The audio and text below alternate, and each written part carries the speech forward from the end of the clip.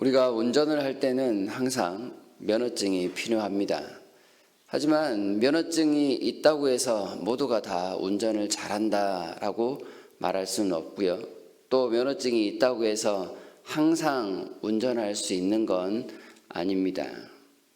신앙생활에도 면허증이 있다면 어떡할까요? 누군가가 이런 면허증을 제시할 수 있으면 어떤 상황 속에서도 그 사람은 믿음이 훌륭하다라고 말할 수 있을까요? 유대인 그리스도인들, 소위 할례를 강조했던 유대인들은 그들의 할례를 마치 신앙의 면허증처럼 제시하였습니다. 어떤 상황 속에서도 우리의 신앙은 이 할례 때문에 위대하다 혹은 신실하다 이렇게 말을 하였습니다. 죄에 대해서 별로 관심이 없으면서도 과거에 그 불신자의 삶에 대해서 그 습관을 버리지 않고 있는 삶을 살면서도 할례를 제시하며 우리는 신앙에 있어서 뛰어난 수준을 간직하고 있다 이렇게 제시합니다. 다른 사람들도 할례를 받으면 당신들은 뛰어난 신앙인들이군요. 영성이 대단하십니다. 이렇게 인정해 주곤 했습니다. 유대인들 사이에서 있었던 일이죠. 그런데 이것을 이방인들에게까지 강요합니다. 마치 할례 없는 그리스도인들은 한층 낮은 그리스도인, 영성을 가진 사람, 할례를 받은 사람들은 그보다 더 뛰어난 영성을 가진 그리스도인들, 이렇게 차별을 하였던 것이죠. 이렇게 들으면 이 할례라는 문제가 얼마나 턱없는 것인지, 말도 안 되는 것인지 분명히 알 수 있을 것 같습니다.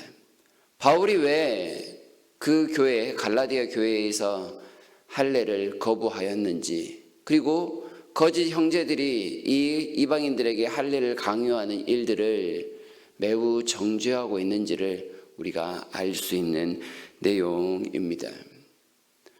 아무리 신실하더라도 할례가 없으면 영성이 낮은 그리스도인들이라고 매도해 버린다면 이방인들 그리스도인들 입장에서는 매우 불합리한 일이 될 것입니다. 그리고 이것은 이런 불합리한 일로 끝나는 것이 아니라 복음에 마치 차별이 있는 건 아닌가. 하나님께서 사람을 외모로 취하지 아니하신다고 하면서 이 할례라는 율법의 요구에 따라 사람들을 차별하고 구별하는 것 아닌가. 이런 아주 심각한 오류를 발생시키기에 바울이 매우 강한 어조로 비판하고 비난했던 것입니다. 그런데 이런 생각을 따르는 사람들에게 베드로가 한때 동조하는 사건이 있었습니다. 이방인들과 교제하던 때에 안디옥에서 교제하던 때 예루살렘으로부터 유대인들이 그들을 방문하기 위하여 찾아온 사건입니다. 베드로가 이방인들과 식탁에 교제를 하다가 유대인들 때문에 갑자기 그 자리를 박차고 일어난 사건, 그리고 이 베드로의 행동을 보면서 바나바를 비롯한 다른 유대인 그리스도인들까지 그들의 생각에 동조해버린 사건이었습니다. 왜 이런 일이 발생했는지 정확하게 나타내지는 않습니다. 하지만 베드로가 유대인들의 눈치를 본 건 아니냐 이렇게 말할 수 있겠습니다. 괜히 이방인들과 식탁에 교제를 하다가 유대인들 사이에서 골칫거리가 발생하는 것을 원하지 않았기 때문일 수도 있고, 유대인들의 그 집요함에 괜히 넘어가서 이방인들에게 어떤 빌미를 제공하지 않을까 걱정해서 그랬을 수도 있습니다. 하지만 그 행동의 결과는 아주 심각했습니다. 그래서 바울이 이 사건을 보면서 베드로를 향하여 공개적으로 대면하여 책망하는 그런 일이 있었습니다. 14절에 내가 유대인으로서 이방인을 따르고 유대인답게 살지 아니하면서 어찌하여 억지로 이방인을 유대인답게 살게 하려느냐. 유대인 그리스도인으로서 이방인 그리스도인과 교제하면서 유대인 전통에 어긋나는 삶을 그동안 잘 살더니 이제 와서 그러한 삶이 마치 거짓이었던 것처럼 간접적으로 이방인 그리스도인들에게 할례를 강요하는 건 이건 도대체 무슨 행동이냐? 유대인으로서 율법의 의무를 다 행하지 않으면서 왜 이방인들에게는 율법의 행위를 강조하느냐? 그동안의 행위가 가식이었고 외식이었느냐? 이렇게 따져 묻는 겁니다. 바나바나 그리고 베드로 모두 바울이 가지고 있는 그 복음에 대해서 생각을 같이 하는 사람들이었습니다. 복음에는 차별이 절대 없다는 것, 어떤 사람도 복음만으로 하나님 앞에 의롭게 된다는 것이었죠. 그러나 이들은 잠깐의 이 상황을 통해서 바울처럼 복음을 위하여 철저하게 싸우는 대신 적당히 타협하는 모습을 보이고 말았던 것입니다. 좋은 게 좋은 거다. 굳이 복잡한 일에 얽매일 필요가 없다는 것이지요.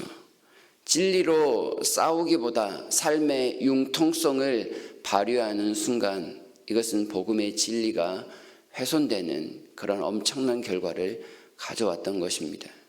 삶의 융통성이 있어야 하지만 진리의 문제 앞에서 타협하게 되면 그것은 우리 스스로가 이 진리를 거부하는 그런 결과를 나타낼 수 있기에 조심해야 합니다. 한 번의 타협은 또 다른 타협을 불러올 수 있습니다. 복음의 진리에 따라 살아가지 않으면 비슷한 상황을 만났을 때 적당히 둘러가는 그런 일들을 계속해서 반복하곤 하는 거죠. 복음은 모두에게 공평하지만 사람들 사이에 유대인과 이방인들을 나누는 것, 그것은 복음이 아닌 다른 복음이라고 할 수 있을 것입니다. 이 상황에서는 이렇게 하고 저 상황에서는 저렇게 하는 것, 그것은 진리 가운데 있는 모습이 결코 아니란 말씀이죠. 이런 상황이기 때문에 자신에게 신앙의 대선배쯤 되는 베드로를 향하여 바울이 핏대를 높이며 공개적으로 책망하였던 이유입니다.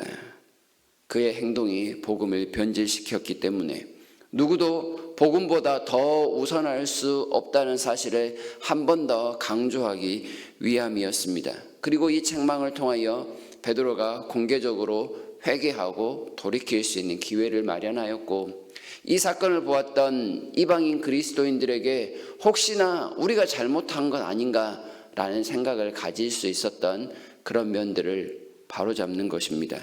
베드로가 잘못한 것이지 이방인 그리스도인들이 잘못한 게 아닙니다 라고 공개적으로 드러냈던 것입니다. 온전한 복음, 바른 복음을 위해서는 위대한 사도 베드로의 체면 따위는 생각하지 않습니다. 그의 체면보다 더 중요한 것이 복음의 진리 가운데 온전히 바로 서는 것이기 때문에 그렇죠. 우리가 받은 복음은 바울이 전한 복음이며 또한 그리스도께서 우리에게 온전히 선물로 준 복음입니다. 이 복음은 과거에도 그랬고 지금도 그러하며 앞으로도 결코 그 성격은 변하지 않을 것입니다. 예수께서 말씀하신 것처럼 진리가 너희를 자유케 하리라. 바울은 이 복음의 진리 안에서 온전한 자유를 누렸습니다. 유대인이나 이방인이나 복음 안에서 온전히 하나다. 그런데 이 진리 안에서 온전한 자유를 누리지 못하면 어려움이 생겼을 때 타협하게 되고 그 어려움에 끌려가서 자기도 모르는 사이에 진리를 거부하는 데까지 이를 수 있음을 우리에게 경고하고 있는 것입니다. 어떤 상황에서든지 진리는 동일합니다. 복음은 우리를 자유롭게 만듭니다.